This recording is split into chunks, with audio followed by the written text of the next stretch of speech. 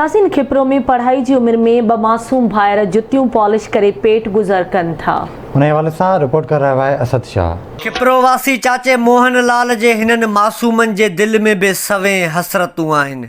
अञा त संदुन उम्र भी स्कूल वञण हिक जेडन सां खेडण जी आहे, पर हिक पासे अमड़ जे इलाज ॿियो वरी गुरबत ऐं मिसकीनी सबब संदुन सवे अरमान अधूरा रहिजी विया आहिनि।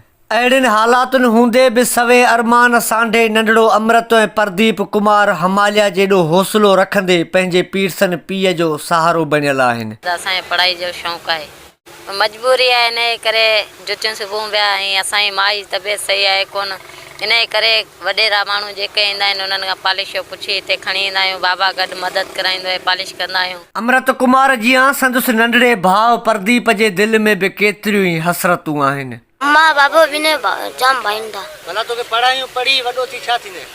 चा मास्टर थींदो, डॉक्टर थींदो। खिपरो वाह ते मोचको कमु कंदड़ मोहन लाल मेघवाड़ वटि बि ॿियनि वालदीन जीअं औलाद लाइ दिल में सवे अरमान हूंदा, पर हू पापी पेट ऐं घरवारी बीमारी जे बिस्तरे ते हुअण करे बेवस बणियल आहे। 400-500 रुपया मिलंदा, हुनमें हाणे घरवारी जो इलाज करायां या घर जो गाॾो हलायां। नंढड़ा आहिनि मासूम, हाणे हिन जे छॾे अचां स्कूल वञनि त हाणे स्कूल जो ख़र्चु करां या घरवारी जो करां या मुंहिंजो घर जो ख़र्चु करां। घरवारी खे 3-4 साल थी विया घटि ते, अलाए दिमाग़ी चक्कर आहे, ख़ुदा खे ख़बर आहे, चरनि वांगुरु पई आहे। ऐं त चाहियां थो हीअ पढ़नि वञी, अॼु वञनि या सुबुह जो वञनि, भली पढ़नि। हसरत त मुंहिंजी घणेई आहे, पर अलाह साईं खां घुरूं पिया, अलाह ई मदद कंदो, माण्हू केरु मदद कंदो अॼुकल्ह। हिते हुक्मरान त हमेशह जीअं वॾियूं हामूं हणंदा आहिनि, पर मुख़्तलिफ़ NGOs पारां पंहिंजा नवाज़ी समेत इंसानी हक़नि जूं दावाऊं कंदड़नि जे दोखनि सबबि संदसि वेसाउ ई खॼी वियो आहे। गवर्नमेंट खां आऊं कहिड़ी अपील करां?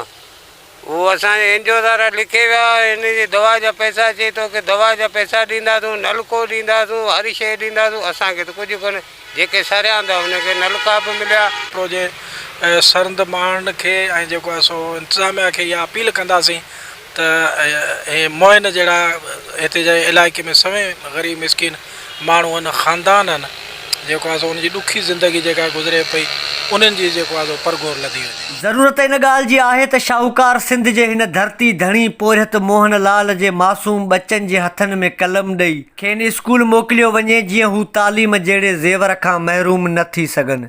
कैमरामैन अज़ीज़ हालेपोटो सां गॾु असद शाह, आवाज़ न्यूज़, खिपरो।